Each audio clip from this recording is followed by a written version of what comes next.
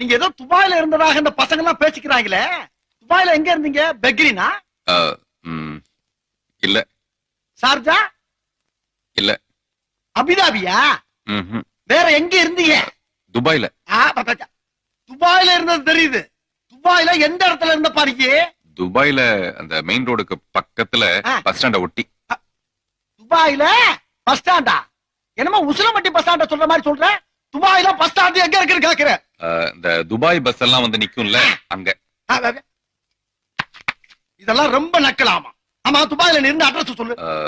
சொல்லுப்பா. சொல்லுங்கறல. நம்பர் 6 விவேகானந்தர் தெரு, துபாய் குறுக்கு சந்து, துபாய் மெயின் ரோடு, துபாய். திருப்பி சொல்லு. திருப்பியா? அட்ரஸ் திருப்பி சொல்லு.